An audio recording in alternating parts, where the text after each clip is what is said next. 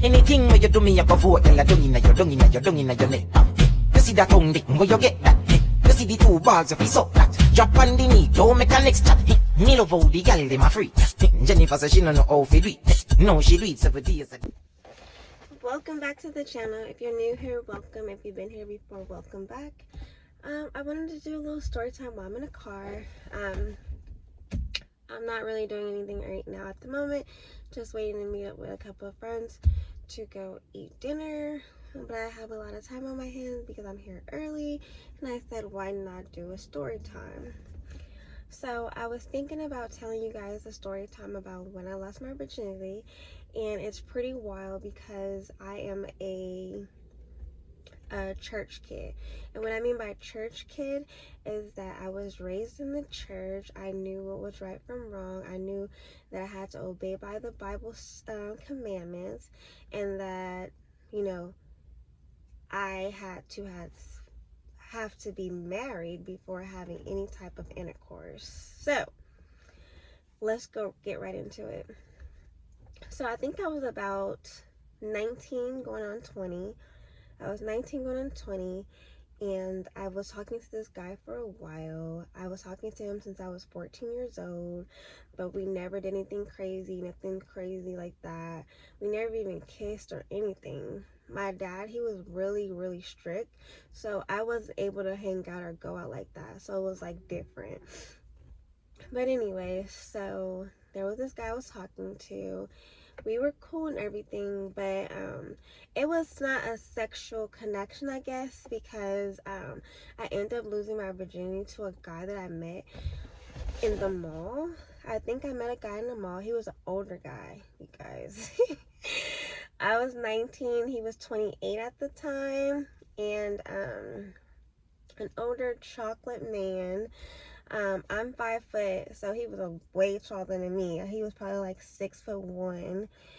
We exchanged numbers. We said let's hang out sometime, and I kid you not, like maybe that same day we ended up texting, talking.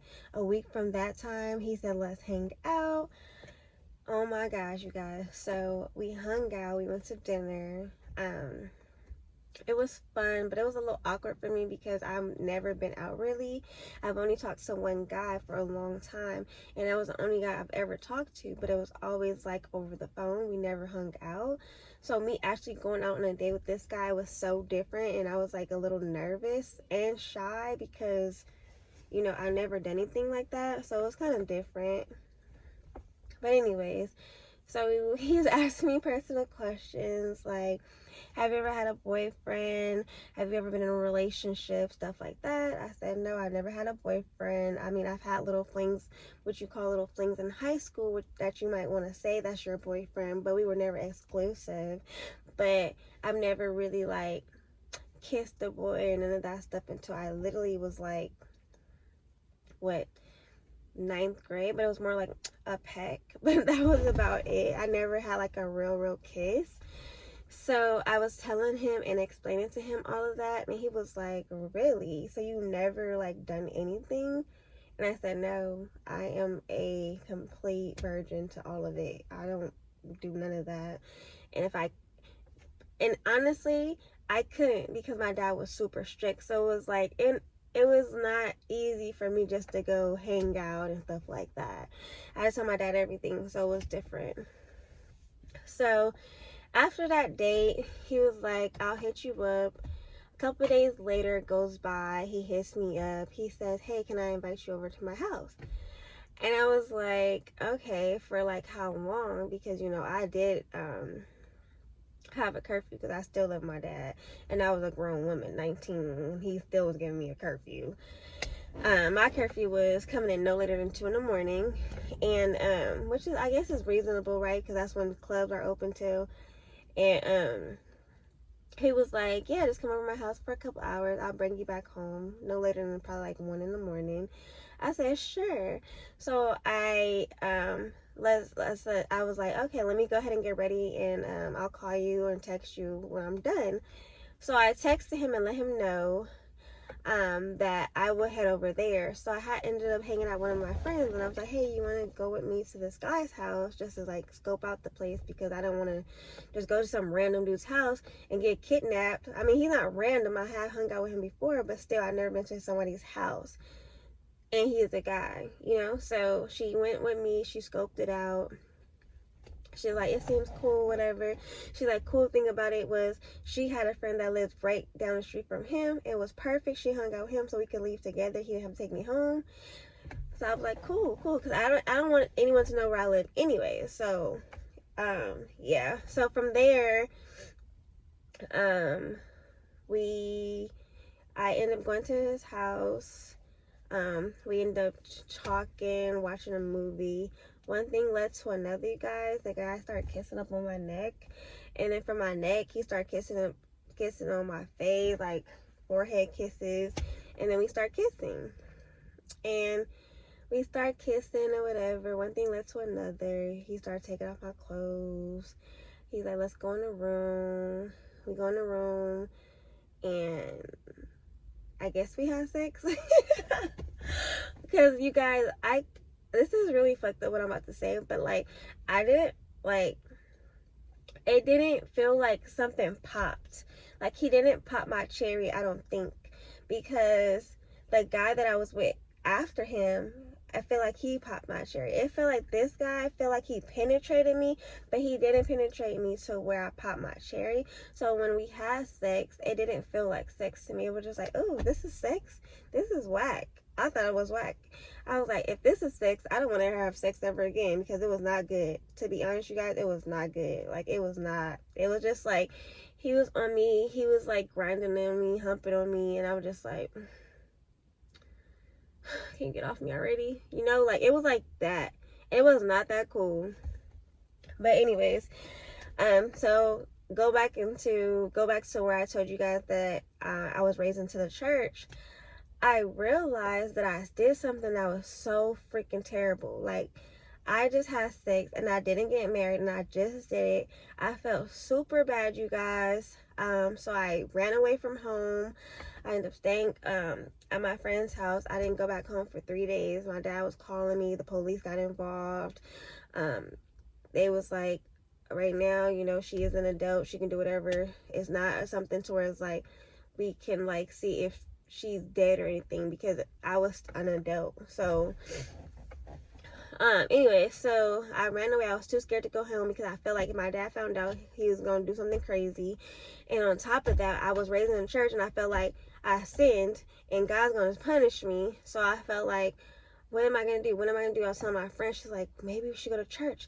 I'm like, yes, maybe I should go to church and confess my sin, and hopefully like the pastor understands what I'm saying to him, and he can help me talk to God and let God know that I did something I wasn't supposed to do. And that was so crazy because I didn't expect something like that to happen, but it was so fast and so quick, and I was already raised and taught that I need to have sex. I can't have sex before marriage. Anyways, long story short, I ended up leaving my friend's house, going to the church, talking to the pastor, explaining to the pastor that I sinned. I didn't get married. I had sex with some guy. I feel really bad. Is God gonna forgive me? Am I still gonna make it to where I need to make it home? And is that in heaven? Like, it was to the point to where it was just like, God, my pastor was like, God is a forgiving God. He's gonna forgive you no matter what. So don't overly stress it. He said, but you do have to tell your dad. I said, okay, can we invite my dad here? Because I don't want to tell him at home. I was too scared. I thought he was going to kill me or something, like, you know.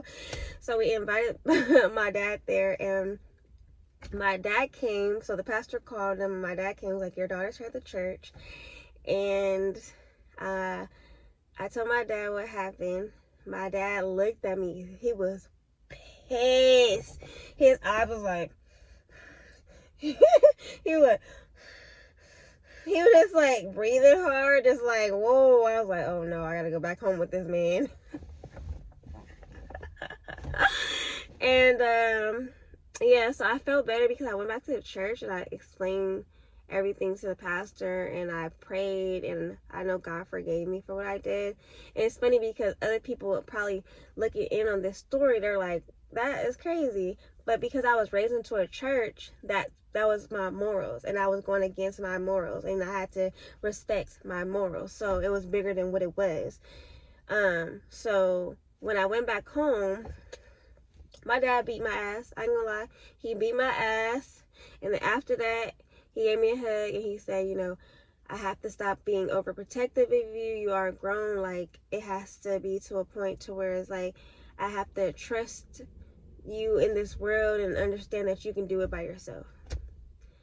And from that day forward, everything that I did do, I was like very cautious, being very aware of my surroundings, who I talk to, what is this man after, if he's after sex, so that's my story, y'all. It was a little quick story time I wanted to explain to y'all about that. I think it's a really funny story time because I don't feel like I've heard anybody else go through or did what I did, meaning going to the church after sex. So yes, so let me know you guys' thoughts. Let me know you guys' comments. Maybe you guys can tell me your story times. Let me know. Comment, like, and subscribe. And please, you guys, I'm on my road to 1,000 subscribers, and I know we can get there with the help of you guys because you guys are awesome. Love you guys. You guys have a wonderful day, and I'll see you next time. Good vibes. She tell me say not even Swiss, not so Swiss, but wait. Me love how you set in your clothes. Your breasts them stiff in your blouse. You know what me love the most? Me love with the big black hood in your throat, as a dung in your throat, girl.